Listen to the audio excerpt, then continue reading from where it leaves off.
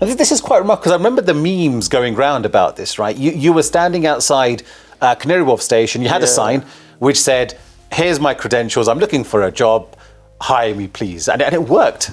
Yeah, so essentially I had like an A1 size board and a stand that I just purchased from Romford the day before. So I hopped out to Canary Wharf on Tuesday morning around 6:45.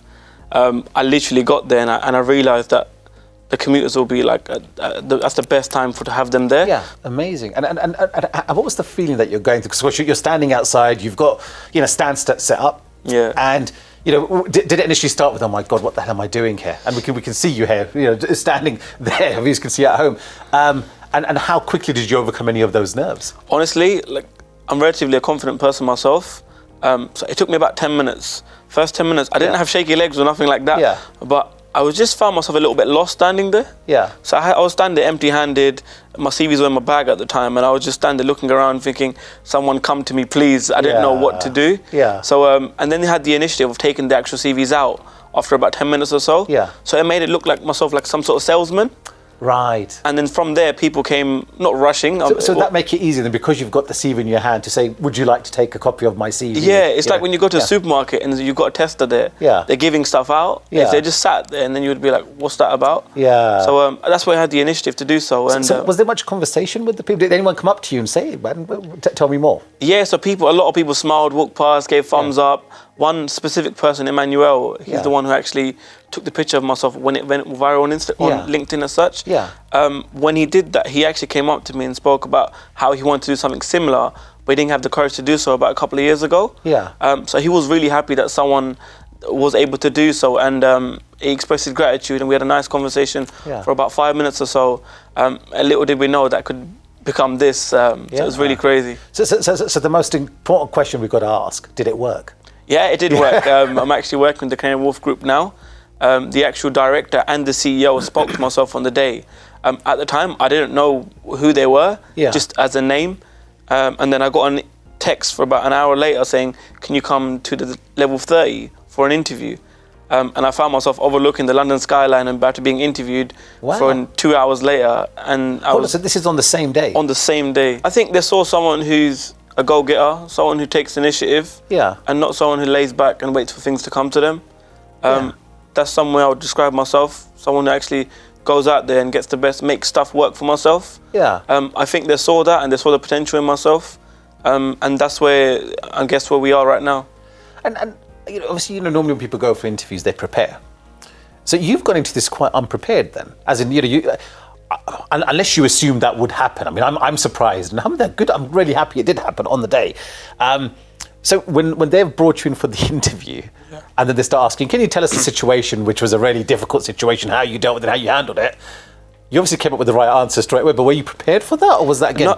No, not at all. I honestly, I hate to admit this, but I didn't know what the Canary Wharf group was. Right. Don't say that now. No, they know now. They might be watching. We've had this conversation. In fact, they are watching. We've had this conversation. So, but I didn't know who they were or much about them, or even about the role in itself. But I knew, so once I realised what the role was. So actually what happened is, I gave myself about 15 minutes to go back to my car, take my stand and my A1 size board. And within them 10 minutes, I quickly looked up the role. I watched a video on YouTube, a day in the life of what an actual treasurer does. And I was able to educate myself quite quickly on what the actual role entails. And from there, when I went there, they were really impressed with my knowledge, because 10 minutes ago, honestly myself, I didn't know what it was as well.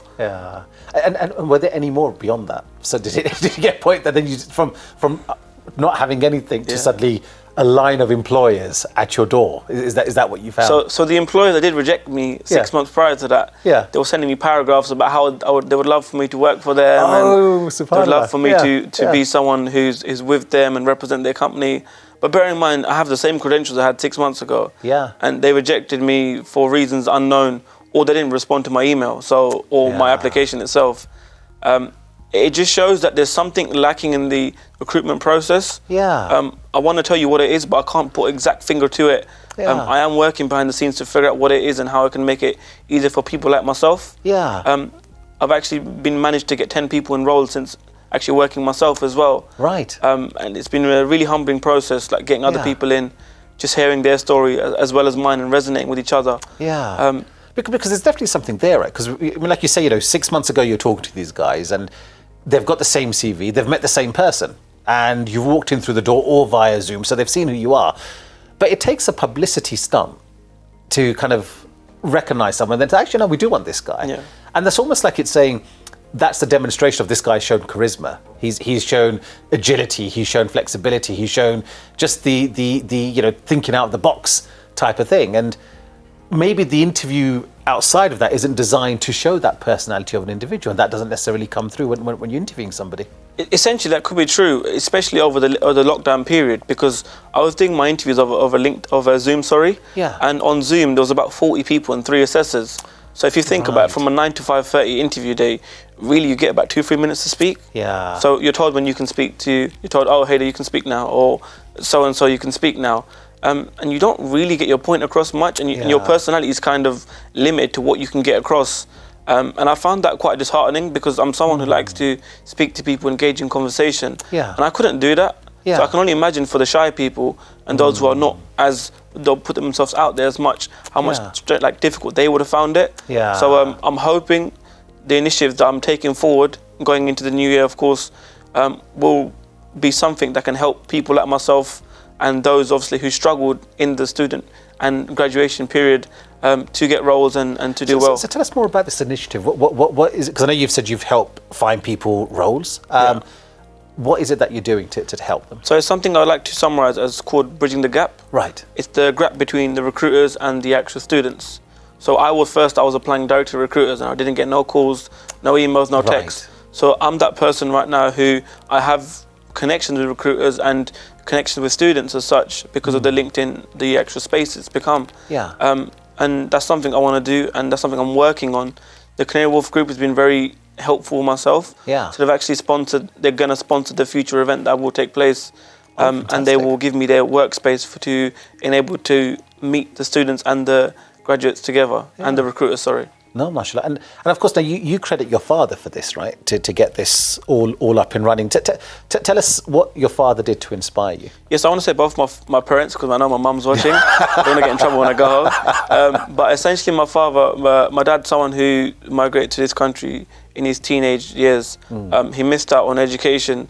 So the fact that I was able to go to university myself, I'm someone who's never going to take that for granted. I was able to become educated and do something more. My dad always tells me you have to be better than I was. Yeah. And he's always someone who says, go out there and do something, rather than wait for things to happen to you. And I guess that's where my go-getter attitude comes from, and the initiative to do more.